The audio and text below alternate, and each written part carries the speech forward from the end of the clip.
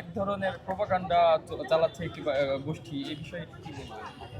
এটা এই বিশ্ব এটার একটাই জিনিস বলে হয় যে ওরা জীবনে মানুষ হবে না, ওদের অনুশোচনা নাই, ওরা মানুষ হবে না। এবং কারিনা মোড়ে যে আরও একবার প্রমাণ করে দিল যে ওদের বিরুদ্ধে সারা বাংলাদেশের মানুষকে বিভেদ করা যাবে না। বারবার ওদের বিরুদ্ধে আমরা সারা বাংলাদেশের মানুষ এক হয়ে দাঁড়াবো, রুখে দাঁড়াবো। এবং জুলাইকে ঘিরে আমরা যারা রাজপথে ছিলাম, রাজপথের ওই একটা দলের বিরুদ্ধে ছিলাম, বারবার আমরা সারা জীবনই একসাথে থাকবো।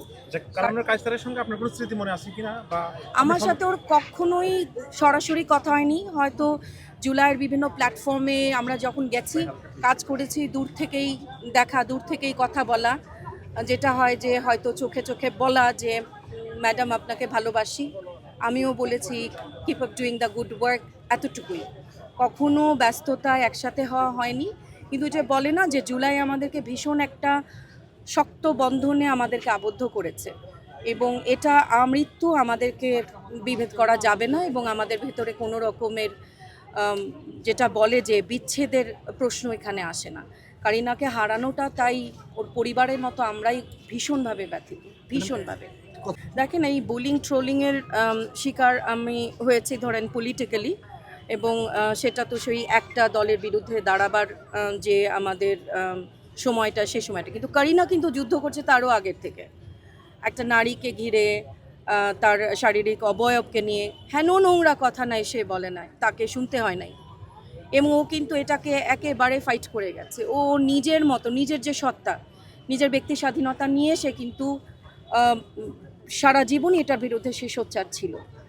এখন বলেন, একজন শিক্ষক হিসেবে, একজন নারী হিসেবে এই জিনিসগুলো আমরা সবাই মিলে দেখছি, আমরা সবাই মিলে তো সহ্য করছি বলেই এটা চলছে এখনও। যতদিন না আমরা একসাথে মিলে প্রতিবাদ করব, এই আমি এখনও বিশ্বাস করতে চাই এরা হচ্ছে গুটি কয় মানুষ।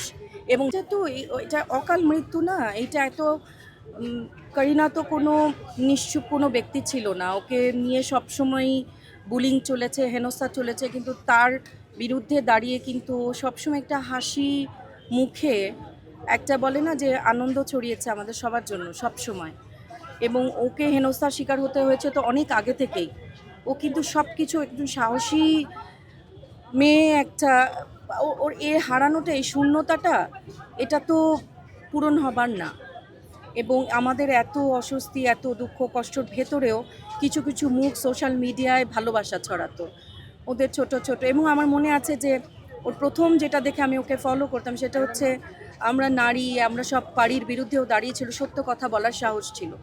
এরকমই একজন সত্য কথা বলার, সাহসী ভূমিকা রাখার মতো একটা যে প্রজন্ম, ভবিষ্যতের বাংলাদেশের একটা নক্ষত্র আমরা হারালাম।